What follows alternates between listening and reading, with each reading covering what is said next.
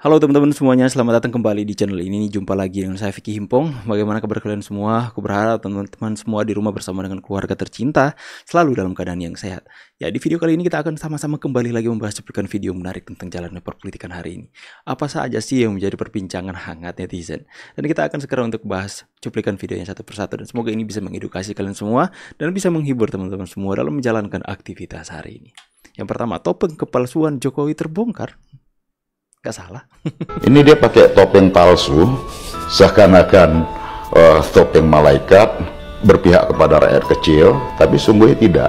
Di balik topeng palsu ini kan semua munafik semua. Mana sih? Hari ini kita lihat rejim ini membangun sistem, tidak. Sistem penegakan hukum enggak tuh. Hancur ya? Hancur. Oke. Demokrasi? Birokrasi pemerintahan yang melayani enggak tuh. Hancur juga ya? Hancur juga kita lihat. BUMN juga hancur. Utangnya di mana-mana, di ekonomi juga tidak ada pertumbuhan yang signifikan. Jadi kalau kita lihat, ya sesungguhnya hanya ada topeng-topeng kepalsuan aja yang muncul ke publik itu. Aslinya kan, apakah ini membuat... Kata seorang yang sakit hati karena tidak lolos ke Senayan. Pak Jokowi itu orang baik, jangan usah dizolimi terus, Pak. Padahal yang pakai topeng yang bicara. Mas Hinton ngopi yuk. Mas Hinton pakai topi atau asli sih? Pakai topeng kayaknya. Coba topengnya Pak Mas Hinton dibuka. Itu kata netizen ya. Saya mulai sadar ketika satu persatu keluarganya dijadikan kepala daerah. Jadi kan ada lagi nih. Yang ngomong ampe ketemu topengnya. Aduh. Baru nyadar ya, dulu kemana aja Pak. Presiden Jokowi terbaik Indonesia. Ya masyarakat udah terlalu pintar sih. Terserah mereka mau keluar-keluar, itu hanya sebuah manifestasi atau ungkapan kekecewaan dan kesedihan mereka karena mereka tidak mencapai apa yang mereka inginkan dalam menjalani perpolitikan di Indonesia ini, teman-teman ya. Next. Kalau kalian tidak pilih Amin, menyesal. Saya adalah salah satu warga negara Indonesia yang tidak memilih Amin, dan saya tidak menyesal. Saya menganggap keputusan saya sudah tepat, tidak bersama pendukung yang di luar Nurul, yang menganggap malaikat Jibril itu ada di TKN 01, kemudian pendukung-pendukung yang fanatik abis, terus menghina paslon lain, menganggap dirinya paling baik. Itu adalah, menurut saya adalah keputusan terbaik. Justru saya akan menyesal jika saya bersama dengan pendukung-pendukung yang menganggap dirinya itu paling baik, paling solehah, setuju. Dan yang lain itu jelek. Saya akan menyesal jika masuk di seperti ini. Kalau kalian Gak milih Amin menyesal katanya. Saya bersyukur setengah mati. Saya mengucap syukur kepada Tuhan gak milih Amin. Karena orang-orang sudah jelas ya karakter. Orang yang menganggap diri lebih benar daripada orang lain, orang yang menganggap diri lebih suci daripada orang lain adalah sekelompok orang-orang yang hanya menutupi kesalahan mereka, kekurangan mereka atas dasar keegoisan dan kesombongan mereka sendiri. Surya Paloh itu paling takut sama Jokowi. Itu pasti itu. Gak usah dia sembunyi-sembunyi lah. Dia takut sama Jokowi. Bukan yang melawan deh. Mana ada melawan? Kalian ini terlalu membesar-besarkan. Gak ada itu melawan. Takut. Ya kami pahami itu cara Bang Surya melawan. Tetap mempertahankan Anies ya. Surya Paloh itu paling takut. tangkap Jokowi, pilih Jokowi, penjarakan Jokowi. Udah ditangkap dia ya. Penghina presiden adalah B alias Babe. Kumis. Kalau udah begini, siapa yang bertanggung jawab? Cuman bilang, ya nggak tahu, saya cuman mengikuti. Makanya sebelum bertindak, sebelum melakukan sesuatu itu difikirkan terlebih dahulu.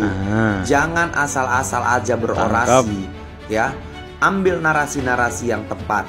Jangan mengucapkan kata-kata yang menghina, yang bentuknya itu merendahkan orang lain.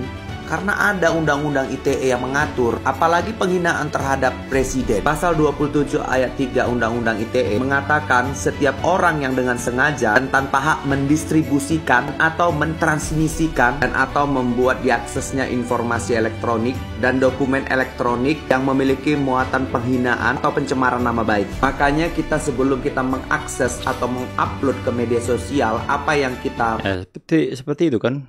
Para penghina Pak Jokowi ketangkap itu, saya nggak tahu ikut-ikut. Seperti itulah karakter mereka. Rakyat yang butuh Pak Anies, bukan Pak Anies yang butuh menjadi presiden. Beliau itu orang cerdas, kagak diterima di dalam negeri, di luar negeri banyak yang mau nampung beliau. Beliau udah ada segala-galanya, kecerdasan punya, rektor termuda, diakui dunia kecerdasannya. Rakyat yang butuh, makanya rakyat yang berjilid-jilid demo. Bahwa rakyat yang butuh. Lucu sih anak abah ini ya. Selalu anak abah ini yang keluar-keluar yang paling bersih itu mak-mak ya teman-teman ya. Nenek ya, nggak tahu kenapa sih itu fenomena yang terjadi. Pak Anies katanya tidak butuh jadi presiden. Rakyat yang butuh Anies jadi presiden. Itu nggak tahu rakyat yang mana ya. Mungkin maksud betina ini betina. Emangnya dia ayam? Mungkin maksud betina ini rakyat Yaman yang butuh Pak Anies, bukan rakyat Indonesia.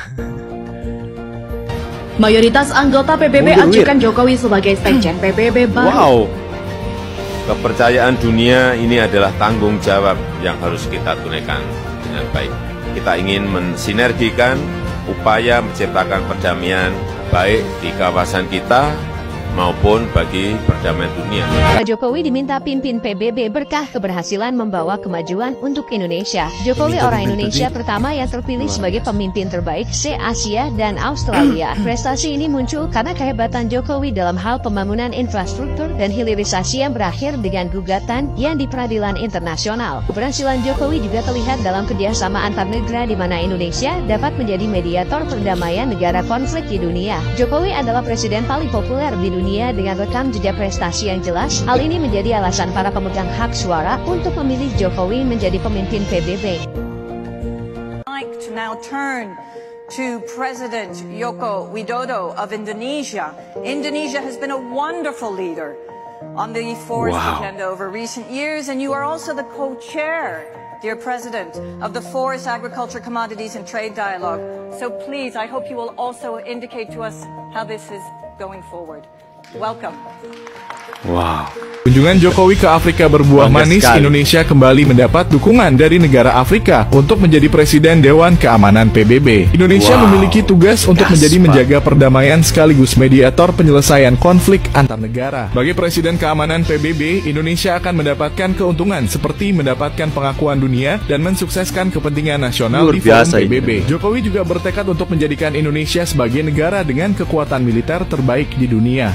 Inilah bukti bahwa keputusan saya untuk bergabung sama Presiden Joko Widodo, ternyata keputusan saya tidak salah. Ini buktinya, pemerintah ini banyak kekurangan, kita akui. Luar biasa, saya benar-benar setuju dan sepakat ya. Jokowi sekarang levelnya bukan hanya Indonesia saja, tapi dunia. Menjadi pemimpin PBB itu saya pikir sangat pantas teman-teman ya. Kalian bisa melihat bahwa Pak Jokowi adalah presiden yang berani untuk datang ke daerah konflik perang antara Rusia. Dia datang ke Ukraina. Itu benar-benar luar biasa teman-teman. Seperti menjadi sebuah jembatan untuk perdamaian antara perang antara bangsa-bangsa. Bagaimana Pak Jokowi ini itu sangat populer teman-teman. Pasti akan mendapatkan dukungan yang luar biasa ketika beliau akan. Ini sebuah kehormatan dan sebuah rasa bangga yang besar sekali ketika seorang Joko Widodo menjadi sekjen PBB ataupun pemimpin PBB. Luar biasa nggak teman-teman? Luar biasa sekali ya. Ini sejarah pasti akan terukir di Indonesia.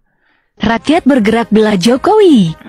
Terkhusus buat kalian yang lagi demo terhadap Jokowi yang ada di Pulau Jawa, khususnya yang ada di Jakarta. Terus terang, yang kalian suarakan tidak mewakili kami yang ada di daerah. Benar. Please, kami bukan masyarakat bodoh, kami juga bukan warga yang terbelakang lagi.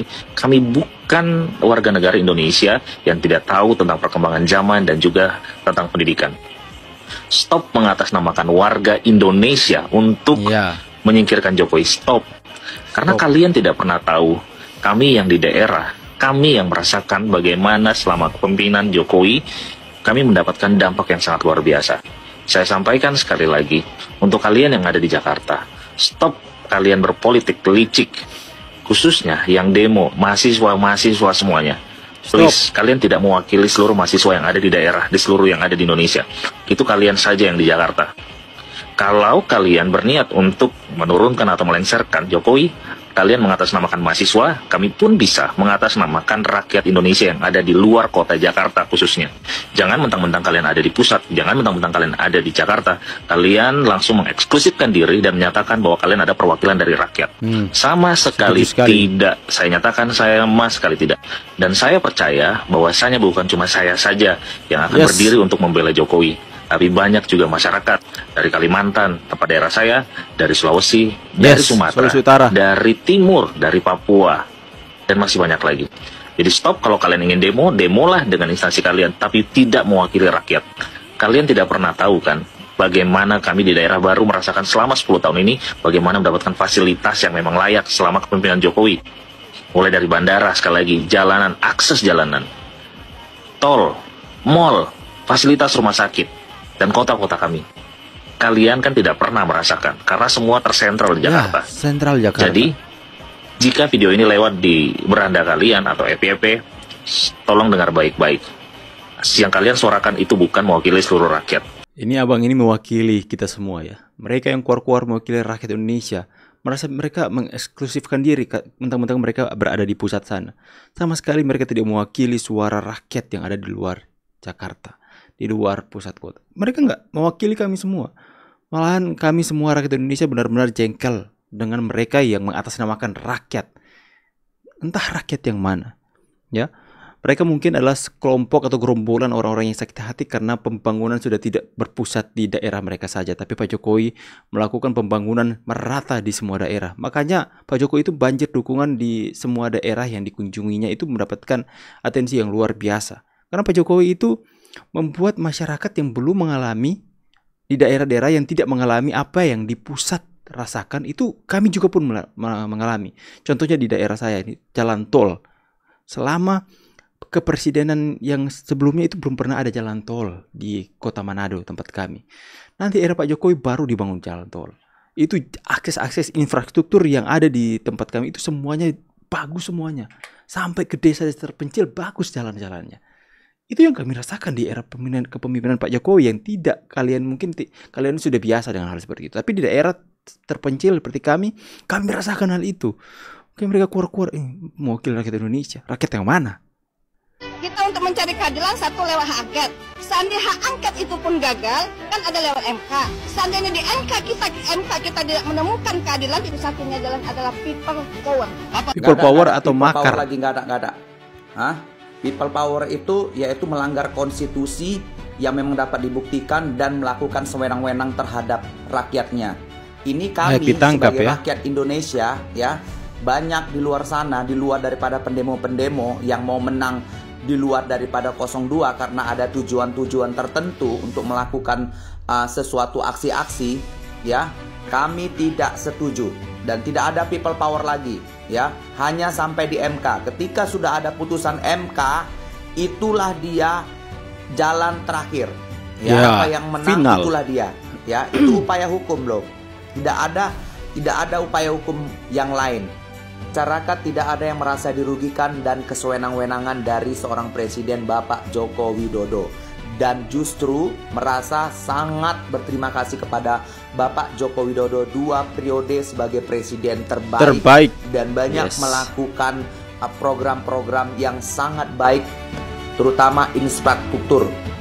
Nggak usah disuruh mundur Bapak Joko Widodo sebagai presiden yang terbaik. Dia akan selesai masa jabatannya, kalau nggak salah saya, di bulan Oktober 2024. Dan kita sangat berterima kasih atas integritas, atensi yang dilakukan beliau. Pada aparat penegak hukum, khususnya kepolisian, tolong diperhatikan dari aksi-aksi mereka yang mau mengadakan people power, ya, dapat dibedakan antara people power atau makar. Tangkap sih. Kalau sudah ada unsur perbuatan makar, itu melanggar hukum dan layak ditangkap. Ya, itu adalah sebuah hal yang nyata-nyatanya adalah sebuah pengancaman. Padahal keputusan MK itu sudah final dan tidak ada lagi upaya hukum untuk memprotes jalannya pemilihan umum. Nah, itu final karena sudah terbukti dan sudah melakukan sidang MK. Kalau mereka tidak menghargai itu, berarti mereka tidak menghargai konstitusi, mereka tidak menghargai yang namanya demokrasi dan proses hukum yang berjalan di negeri ini. Jika keputusan final pun di negeri ini mereka sudah tidak pakai dan mau mengancam untuk people power, tangkap saja, itu sudah makar artinya. Karena sudah tidak menghargai keputusan hukum di negeri ini. Bagaimana pendapat teman-teman semua ya? Tulis di kolom komentar. Saya pamit dulu, see you on the next video and God bless you.